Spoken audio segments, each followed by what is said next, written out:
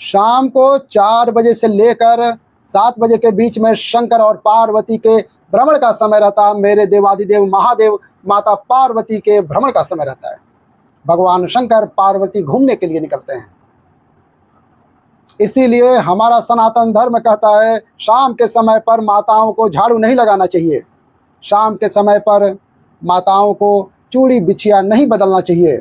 शाम के समय पर माताओं को मांग में सिंदूरा नहीं भरना चाहिए। शाम के समय पर माताओं को चौखट पर नहीं बैठना चाहिए। उसका कारण क्या है? क्योंकि पार्वती जी ने भगवान भोलेनाथ जी से कहा था कि तुम मुझे रोज शाम के समय प्रदोष काल में भ्रमण के लिए लेकर जाते हो, मेरे लिए आज्ञा क्या है? शंकर भगवान ने कहा, सुनो पार्वती, मंदिर के अंदर नंदी रहता है। जाने वाला जब मंदिर में मेरा दर्शन करने आता है तो नंदी के कानों में कह कर जाता है कि शिव जी को मेरे यहाँ लेकर आना। मैं नंदी के अनुसार उनके घर जाता हूँ। मेरा काम है उनका कल्याण करना और तेरा काम है उनके घर की नारी को अखंड सौभाग्यवती का वर प्रदान करना। तेरा काम है ये। तब पार्वती माता ने कहा, अखंड सौभाग्यवती होने के वर तो मैं दे दूंगी, पर उस समय पर माताएं चूड़ी बदल रही हो, हाथ की चूड़ी निकाल रही हो, तो मैं वर कैसे दे सकती हूँ? मांग भर रही होगी तो मैं कैसे वर दे सकती हूँ? उस समय पर चूड़ी बिछिया बदला जा रहा होगा तो मैं वर कैसे दे सकती हूँ? उस समय पर झाड़ू लग रही होगी तो मैं लक्ष्मी को वहां कैसे रह सकती हूँ? तो शंकर भगवान ने कहा, प्रदोष का समय एक ऐसा समय होता है, शाम का समय ऐसा समय होता है जिस समय पर केवल शंकर और पार्वती की आराधना का समय होता है। हम तो कई लोगों से कहते हैं, अगर आपके यहाँ संपदा नहीं आ रही है, बहुत मेहनत कर रहे हो, फल नहीं मिल रहा, कहीं नौकरी, कहीं सर्विस या कहीं व्यापार या व्यवसाय में तकलीफ आ रही है, हम सबसे कहते हैं शाम का समय पकड़ लो, शंकर जी के मंदिर में दिया लगाना प्रारंभ कर दो। शिव मंदिर में अगर दिया नहीं लगा रहे हो तो बेलपत्री के पेड़ के नीचे दिया लगाओ। बेलपत्री और शंकर जी के मंदिर में दिया नहीं लगा पा रहे हो तो शंकर जी के मंदिर के बाहर चौखट पर दिया लगाओ। इतना भी नहीं कर सकते तो अपने घर के बाहर अपने द्वार पर दिया लगा दो। शंकर जी के नाम का श्री शिवाय नमस्तुभ्यम बोलकर, शंकर भगवान को याद कर कर, अपनी कामना कहकर, बाबा का स्मरण कहकर, पंचाक्षर मंत्र नमः शिवाय, षडाक्षर मंत्र ओम नमः शिवाय, ओम नमो भगवते वासुदेवाय, जो मंत्र तुमको याद रहे उसका स्मरण करके, लक्ष्मी हो चाहे नारायण हो चाहे राम हो चाहे कृष्ण हो, स्मरण कर कर शाम के समय बाहर दिया लगा दो, दरवाजे के पास लगा दो। वो सुनेगा जरूर, आएगा जरूर, उसका स्वागत जरूर होगा। नियम तो बनाओ, उसकी चौखट पर जाकर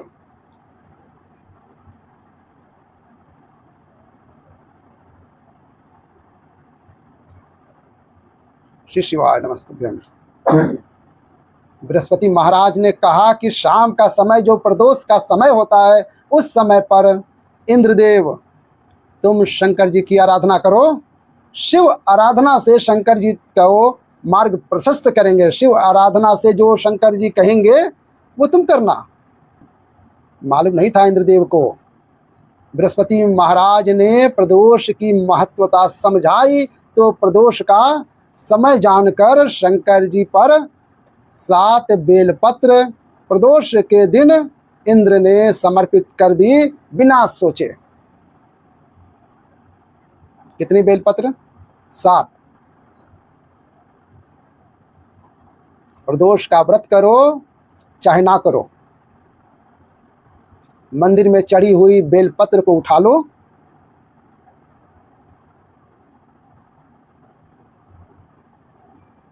ओम नमः शिवाय, बेलपत्र का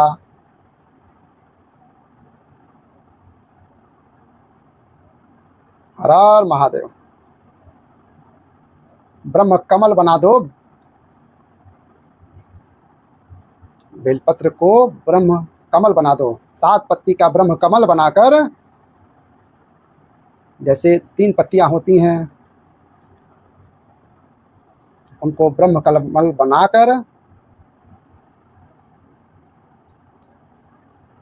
प्रदोष का व्रत करें ना करें, जरूरी नहीं है कि वृक्ष से ही पत्ती लेकर आओगे तो शंकर जी को चढ़ाओगे। शिव जी पर से चढ़ी हुई बेलपत्री उठाकर धोकर ब्रह्म कमल बनाकर बाबा से विनय कर कर, हे प्रभु आज मैं इस काम के लिए जा रहा हूँ, बाबा मेरा यह कार्य है, बोलकर श्री शिवाय नमस्तुभ्यम बोलकर शिवलिंग पर समर्पित कर दो। दिन भर के प्रदोष व्रत का फल बाबा बेलपत्री समर्पित करने पर ही प्रदान कर देता है। शिव है।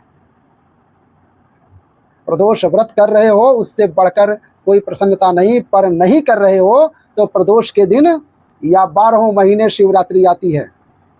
कर्पूर गौरम करुणावतारम, आप स्वयं कपूर की भांति हैं महादेव। कपूर जानते हो?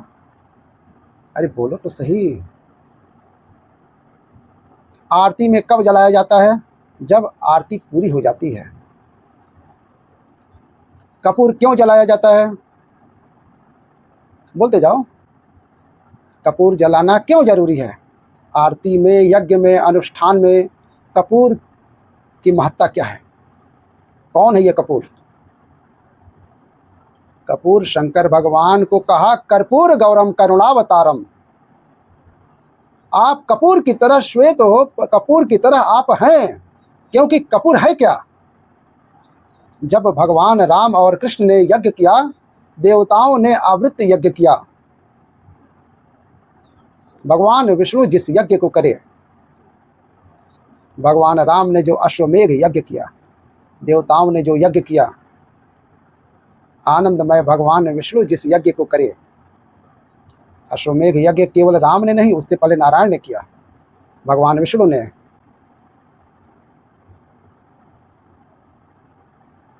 अश्वमेघ यज्ञ का अश्व राम जी के समय पर तो लवकुश ने पकड़ा था, पर विष्णु भगवान के समय पर वह यज्ञ का घोड़ा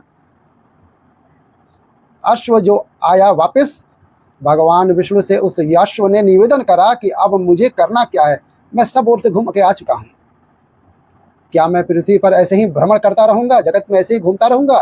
तब भगवान विष्णु ने भगवान शंकर से निवेदन करा कि इस अश्व का क्या करें। शंकर भगवान ने 33 कोटि देवताओं को विराजमान किया। शंकर अपने अंदर 33 कोटि देवताओं को बिठाकर तब भगवान शंकर ने हाथ में गंगा का जल लेकर उस अश्व पर छोड़ा तो उसको कपूर बना दिया। कपूर बनाकर उससे यज्ञ में समर्पित किया। भगवान विष्णु से कहा, सुनो विष्णु, यज्ञ की पूर्णाहुति यह कपूर के रूप में यह अश्वमेघ यज्ञ के अश्व को दान दिया गया है। अर्थात पृथ्वी पर मनुष्य यदि अपने घर में आरती पूजन में कपूर को प्रज्वलित करेगा तो उसको 1000 अश्वमेघ यज्ञ का फल उसी समय पर प्राप्त हो जाएगा। इसलिए हर आरती के पूजन के बाद कपूर का टुकड़ा जलाया जाता है। कपूर की बड़ी महत्ता है। यदि घर में कलेश मचा हुआ है, बहुत अशांति है, बहुत ज़्यादा कलेश है, तो कपूर के 4 टुकड़े कर लीजिए और 4 टुकड़े कर कर चारों दिशाओं में घर में रख दीजिए। कितना भी झगड़ा चल रहा होगा, कितना भी कलेश मचा होगा, शांति हो जाएगी महाराज, अपने आप शांति हो जाएगी 5 या 7 मिनट में। बस कथा को यही विराम देते हैं। कथा कैसी लग रही है? अच्छी लग रही हो तो कथा को पसंद करिए, इससे ज़्यादा कुछ नहीं कहेंगे। और ऐसी कथा सुनने के लिए हमारे चैनल को सब्सक्राइब करके बेल आइकन दबा दीजिए और कमेंट में हर हर महादेव जरूर लिखिएगा।